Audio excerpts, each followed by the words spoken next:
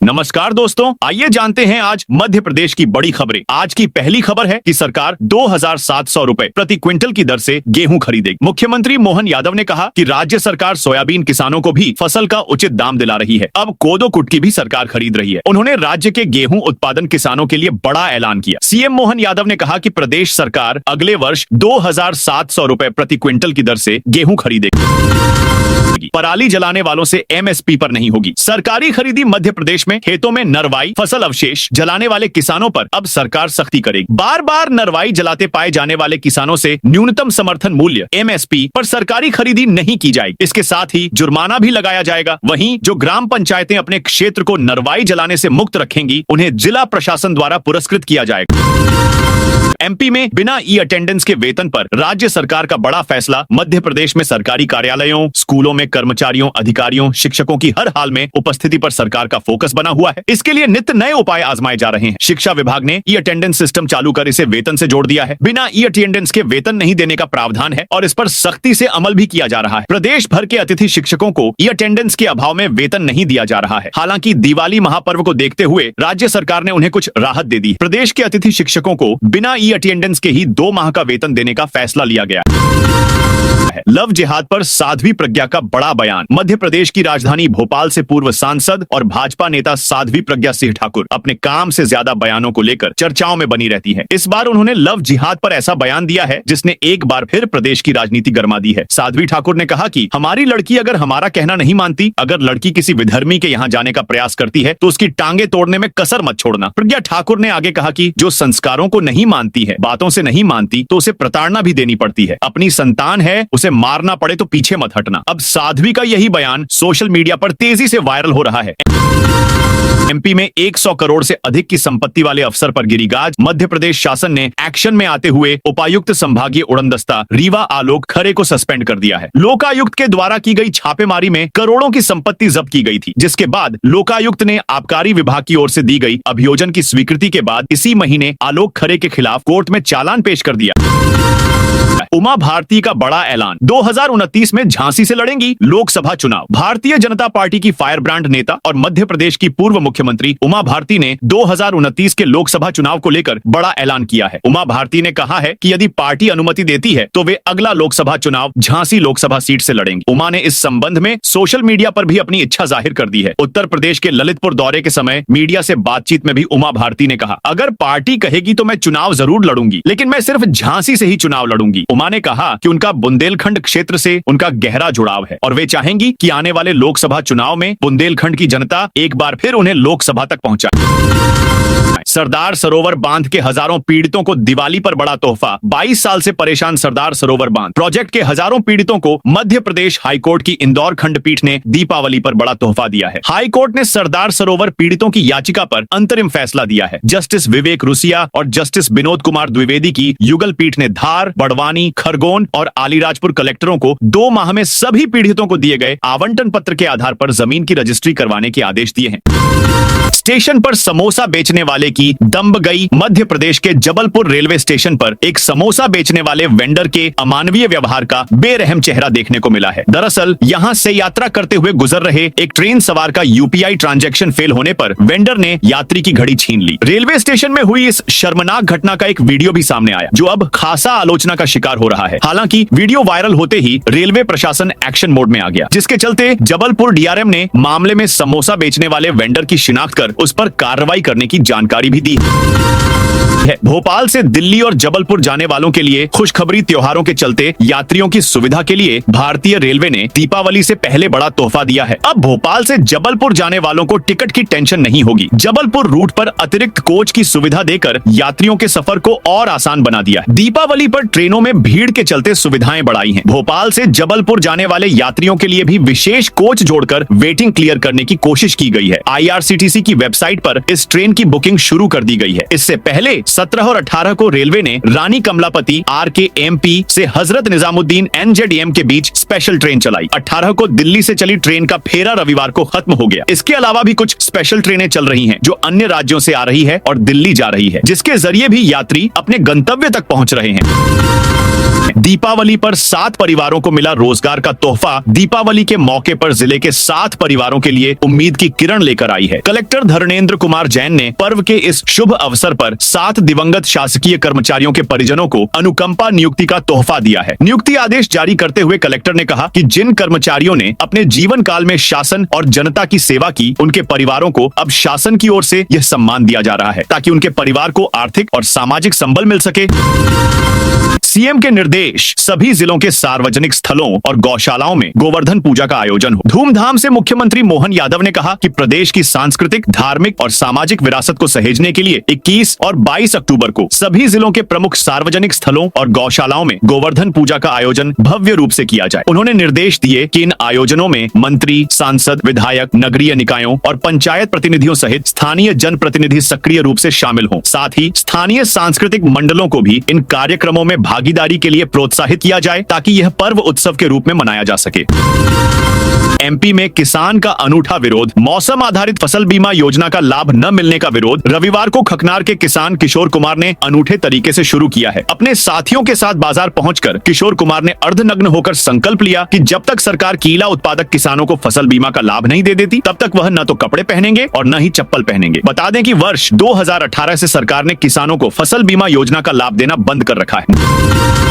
नए पदोन्नति नियम के दायरे में जो अधिकारी कर्मचारी नहीं आएंगे, पदोन्नति नियम लागू न होने से सरकार ने अधिकारियों कर्मचारियों को संतुष्ट करने के लिए उच्च पद का प्रभार दिया था। चूंकि अब पदोन्नति नियम बन चुके हैं और जल्द ही पदोन्नति की प्रक्रिया प्रारंभ होने की संभावना है, इसलिए उच्च पद का प्रभार वापस लेने की तैयारी है। पुलिस मुख्यालय द्वारा उच्च पद का प्रभार न देने के आदेश जारी होने के बाद वन विभाग ने प्रभार देने के आदेश निरस्त कर दिए हैं। साथ ही आगे प्रभार देने पर रोक भी लगा दी है। एमपी के किसानों के लिए बड़ी खबर, सोयाबीन उत्पाद। किसानों के लिए सरकार ने भावांतर योजना शुरू की है। इसके लिए 17 अक्टूबर तक पंजीयन कराए गए और अब दीपावली बाद 84 दिन भावांतर योजना में सोयाबीन की खरीदी होगी। 24 अक्टूबर से प्रदेश की सभी मंडियों में भावांतर योजना में सोयाबीन बचे सकेंगे। योजना के सफल क्रियान्वयन के लिए मंडियों में प्रशासन द्वारा सभी सुविधाएं जुटाई जा रही है। सिरप कांड में एसआईटी जांच की रफ्तार हुई। धीमी जहरीले कोल्ड ड्रिफ्ट कफ सिरप के सेवन से 24 बच्चों की मौत के मामले में 10 अक्टूबर को गठित विशेष एसआईटी टीम लगातार जांच कर रही है, लेकिन जांच की रफ्तार धीमी है। इस जांच में दवा निर्माता कंपनी की फैक्ट्री वाले राज्य तमिलनाडु की सरकार के असहयोग पर गंभीर सवाल उठने लगे हैं। छिंदवाड़ा के सांसद बंटी विवेक साहू ने सीधे तौर पर आरोप लगाया है कि तमिलनाडु सरकार जांच में अपेक्षित सहयोग नहीं कर रही है। एमपी में चला बुलडोजर वन परिक्षेत्र सिंहपुर में वन विभाग ने शनिवार को बड़ी कार्रवाई करते हुए 25 हेक्टेयर वन भूमि को अतिक्रमण से मुक्त कराया, लेकिन इस कार्रवाई ने सिस्टम की दोहरी नीति पर बड़ा सवाल खड़ा कर दिया। एक ओर जहां गरीब और आदिवासी वर्ग के आशियाने जेसीबी से मिटा दिए गए, वहीं दूसरी ओर इन्हीं जंगलों की सैकड़ों एकड़ भूमि तथा कथित बाबाओं और धार्मिक संस्थाओं को सामुदायिक पट्टों के नाम पर दी जा रही है। वन विभाग की कार्रवाई भले ही वन भूमि की सुरक्षा के नाम पर की गई हो, लेकिन इसने प्रशासन की प्राथमिकताओं और न्याय की समानता पर गंभीर सवाल खड़े कर दिए। भोपाल में कारोबारी दंपति ने ब्रोकर का कमीशन हड़पा। भोपाल की कटारा हिल्स पुलिस ने प्रॉपर्टी डीलर की शिकायत पर कारोबारी दंपति पर धोखाधड़ी की एफआईआर दर्ज की है। फरियादी ने आरोपियों के 8 फ्लैट बिकवाए थे। इसके एवज में उसका कमीशन 1.25 करोड़ रुपए बना था। जब लंबे समय तक आरोपियों ने कमीशन नहीं दिया तो पीड़ित ने कोर्ट की शरण ली। कोर्ट ने शनिवार को एफआईआर के आदेश किए। रविवार को पुलिस ने केस दर्ज कर लिया है। मामले की जांच की जा रही है। 10,000 का इनामी कैलाश वर्मा गिरफ्तार। राजगढ़ जिले की माचलपुर पुलिस ने 10,000 रुपए के इनामी फरार आरोपी कैलाश वर्मा को गिरफ्तार कर न्यायालय में पेश किया है। आरोपी पर झगड़ा नात्रा प्रथा से जुड़े 2 गंभीर मामलों में फरियादियों के खेत और फसल को नुकसान पहुंचाने का आरोप था। पहला मामला 19 जुलाई 2024 को दर्ज किया गया था, जब फरियादी सुशील कुमार पाटीदार ने शिकायत की कि कैलाश वर्मा ने उनके खेत में बनी टापरी में आग लगाई और झगड़ा नात्रा की मांग की। दूसरे मामले में राकेश पाटीदार ने आरोप लगाया कि आरोपी ने उनके संतरे के पेड़ काटे और अन्य नुकसान पहुंचाया। राज्य मंत्री के काफिले की गाड़ी से टक्कर का मामला छतरपुर के लव कुशनगर थाना क्षेत्र में 16 अक्टूबर को हुए। सड़क हादसे में घायल 70 वर्षीय साहब सिंह के इलाज के लिए जिला प्रशासन और वन एवं पर्यावरण राज्य मंत्री दिलीप अहिरवार ने आर्थिक सहायता प्रदान की है। कलेक्टर पार्थ जायसवाल ने रेड क्रॉस सोसाइटी के माध्यम से साहब सिंह के उपचार के लिए 50,000 रुपए की सहायता स्वीकृत की। वहीं राज्य मंत्री दिलीप अहिरवार ने 25,000 रुपए की नकद राशि दी और आगे भी पूरी मदद का आश्वासन दिया। पीएम बोले, अधिकारी और जनप्रतिनिधि गरीब बस्तियों में दिवाली मनाएं। प्रदेश की सांस्कृतिक, धार्मिक, सामाजिक विरासत को सहेजने के लिए 21 और 22 अक्टूबर को प्रदेश के सभी जिलों के प्रमुख सार्वजनिक स्थलों और गौशालाओं में गोवर्धन पूजा का आयोजन धूमधाम से किया जाएगा। इन आयोजनों में मंत्री, सांसद, विधायक, नगरीय निकायों के पदाधिकारी, पंचायत प्रतिनिधियों सहित स्थानीय जनप्रतिनिधि शामिल हों। दिवाली बोनस न मिलने पर अस्पताल में 7 घंटे प्रदर्शन। खंडवा में दिवाली बोनस न मिलने पर मेडिकल कॉलेज के करीब 300 कर्मचारियों ने अस्पताल परिसर में 7 घंटे प्रदर्शन किया। रविवार को प्रदर्शन में सुरक्षा गार्ड, सफाई कर्मचारी, कंप्यूटर ऑपरेटर, नॉन टीचिंग और टीचिंग स्टाफ शामिल रहे। कॉलेज के डीन ने कंपनी के मैनेजर को नोटिस जारी किया है। दरअसल कर्मचारियों का कहना था कि कंपनी समय पर वेतन और बोनस नहीं दे रही है। आधा महीना बीतने के बाद भी वेतन नहीं मिला। अवकाश की राशि अप्रैल, मई से लंबित है और दिवाली बोनस भी इस बार जारी नहीं हुआ।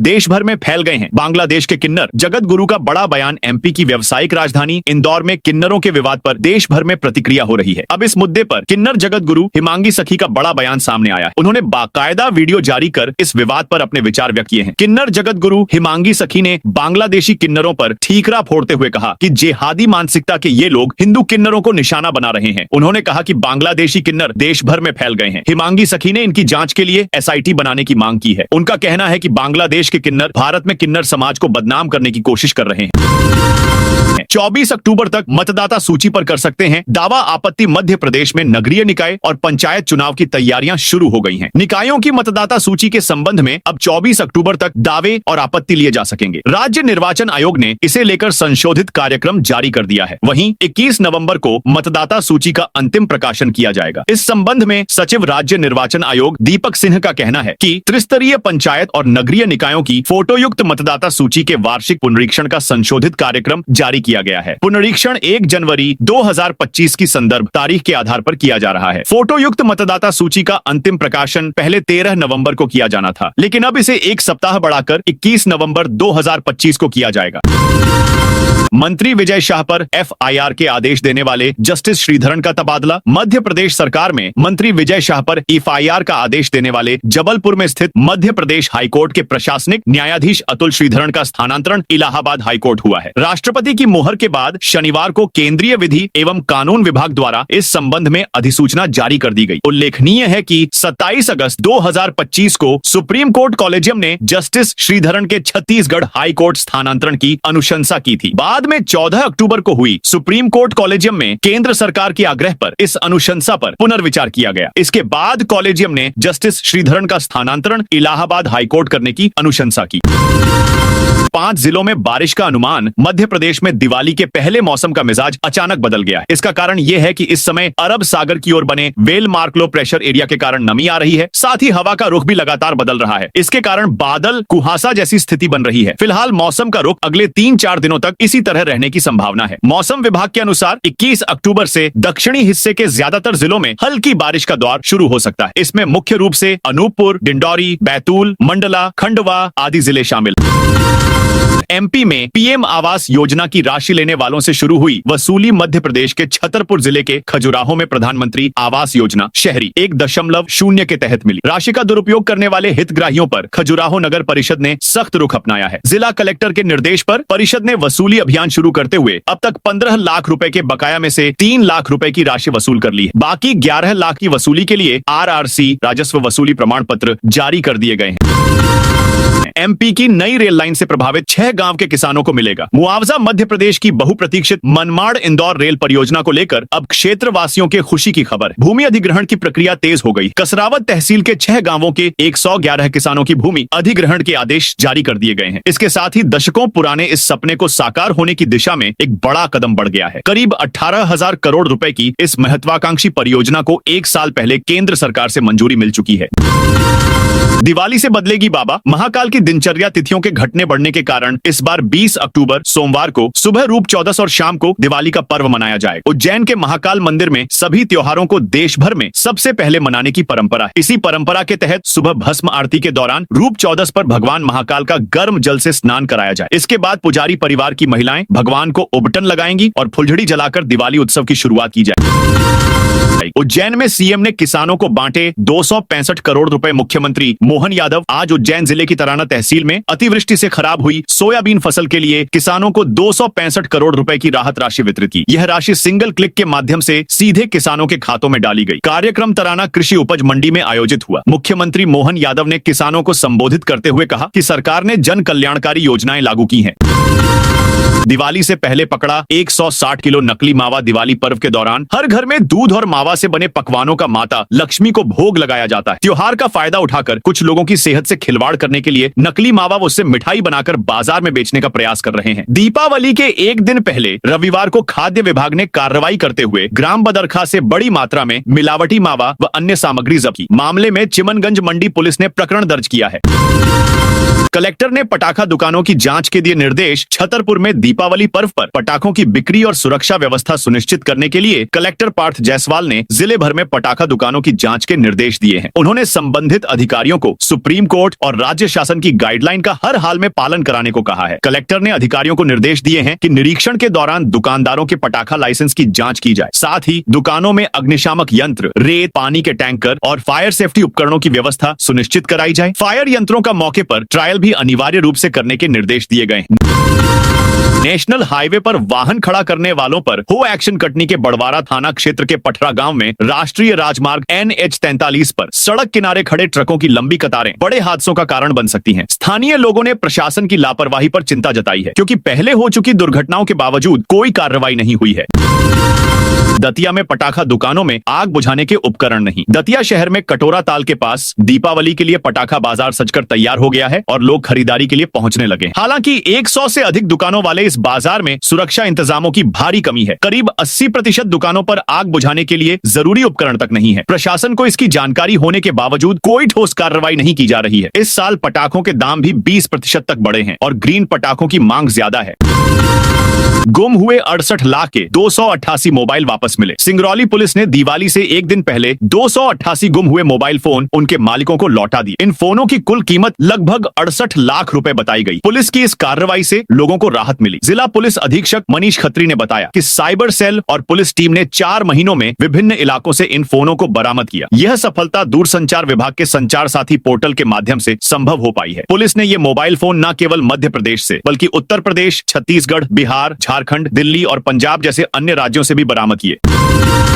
अब बिना बायो वाले स्टूडेंट भी बन सकेंगे। Nurse Madhya Pradesh nurses registration council के निर्णय को सुप्रीम कोर्ट ने रद्द कर दिया है। अदालत ने स्पष्ट किया है कि राज्य में GNAM general nursing and midwifery और NANAM auxiliary nursing and midwifery course में अब प्रवेश इंडियन नर्सिंग काउंसिल INC के नियमों के अनुसार ही होगा। INC के नियमों के मुताबिक किसी भी सब्जेक्ट से 12वीं पास छात्र इन कोर्सों के लिए पात्र हैं। लेकिन Madhya Pradesh nurses registration council ने मनमाने ढंग से बायोलॉजी विषय को अनिवार्य कर दिया था, जिससे कला और वाणिज्य संकाय के हजारों छात्र प्रवेश से वंचित हो रहे थे।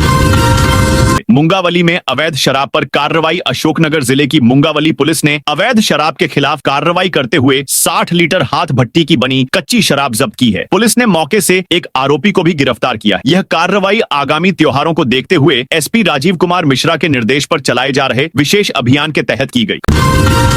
खरगोन के मुख्य बाजार में बड़े वाहनों पर रोक। खरगोन में दीपावली की खरीदारी के कारण रविवार को बाजारों में भारी भीड़ उमड़ रही है। यातायात व्यवस्था सुचारू रखने के लिए शहर के मुख्य बाजारों में भारी और 4 पहिया वाहनों के प्रवेश पर प्रतिबंध लगा दिया गया है। बिस्टान रोड, जवाहर मार्ग, राधा वल्लभ मार्केट और श्री कृष्णा टॉकीज, तिराहा जैसे प्रमुख क्षेत्रों में बड़े वाहनों को रोका जा रहा है। कोतवाली थाना प्रभारी BL मंडलोई और यातायात प्रभारी रमेश सोलंकी स्वयं व्यवस्था का जायजा ले रहे हैं। भारी वाहनों को बिस्टान रोड, सनावद रोड और खंडवा रोड से डायवर्सन रोड पर भेजा जा रहा है।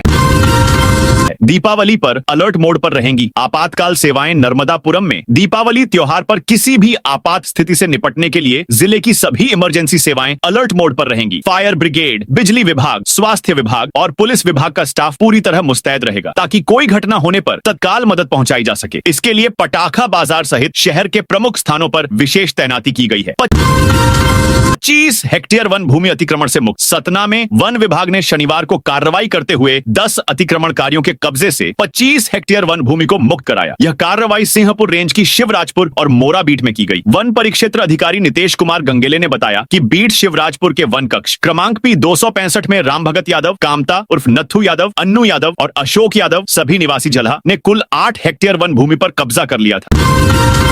भोपाल से निकला पटाखों का खतरनाक कचरा पीथमपुर भेजेंगे। दिवाली पर निकलने वाला पटाखों का कचरा धार जिले के पीथमपुर भेजा जाएगा। कंटेनर के जरिए हेजरडस्ट वेस्ट को नगर निगम की अनुबंधित फर्म पीथमपुर भेजेगी, जहां कचरे को नष्ट किया जाएगा। ऐसा पहली बार होगा जब कचरा पीथमपुर भेजा जाएगा। बता दें कि शहर से हर दिन करीब 800 टन कचरा निकलता है। दिवाली के दूसरे दिन 400 टन कचरा अतिरिक्त रहता है जो पटाखों का होता है। इसे आदमपुर खंती ले जाया जाता है, जहां नष्ट करते हैं, लेकिन इस बार इसे पीथमपुर भेजा जाएगा। होटल रिसॉर्ट के वाहनों से भी हो सकेगी जंगल सफारी। प्रदेश में टाइगर रिजर्व, नेशनल पार्क और अभ्यारण्य के आसपास संचालित होटल और रिसॉर्ट संचालक भी अब अपने वाहनों से अपने यहाँ रुकने वाले पर्यटकों को जंगल सफारी करा सकेंगे। इसके लिए उन्हें पर्यटकों के एंट्री टिकट लेना होंगे और जंगल सफारी के लिए वन विभाग द्वारा अधिकृत निजी वाहनों को तय सफारी शुल्क के 70% बराबर की राशि जमा करनी होगी। साथ ही उन्हें 10,000 रुपए देकर जंगल सफारी वाले वाहन को गैर रोस्टर रजिस्टर में पंजीयन भी कराना होगा। सागर के पीटीसी ग्राउंड में लगा पटाखा बाजार धनतेरस के साथ ही 5 दिवसीय प्रकाशोत्सव की शुरुआत हो गई है। दीप और पटाखों की खरीदारी के लिए ग्राहक बाजार में पहुंच रहे हैं। दीपावली पर इस वर्ष भी सागर के पीटीसी ग्राउंड में 65 पटाखा की दुकानें लगाई गई हैं। पटाखा दुकानें शनिवार को सज गई हैं। अब यहां देव उठनी 11 तक दुकानें लगेंगी। इस बार कई नई वैरायटी के पटाखे लोगों को देखने के लिए मिल रहे हैं। आवाज कम और रोशनी ज्यादा बिखरने वाले पटाखों की मांग ज्यादा बनी हुई है। सिरोंज में वंदे मातरम कृषि सेवा केंद्र का लाइसेंस निलंबित। विदिशा जिले के सिरोंज में मेसर्स वंदे मातरम कृषि सेवा केंद्र का लाइसेंस शनिवार को निलंबित कर दिया गया है। यह कार्रवाई किसानों को खाद वितरण में अनियमितता और शासन के निर्देशों के उल्लंघन के कारण की गई है। किसान कल्याण एवं कृषि विकास विभाग के उप संचालक के एस खपेड़िया ने उर्वरक गुण नियंत्रण आदेश 1985 के तहत यह आदेश जारी किया। लाइसेंस की वैधता 28 दिसंबर 2028 तक थी, को निलंबित किया गया है। तो दोस्तों, यह थी आज मध्य प्रदेश की बड़ी खबरें। आप इस वीडियो को कौन से जिले से देख रहे हैं, उस जिले का नाम जरूर बताइए।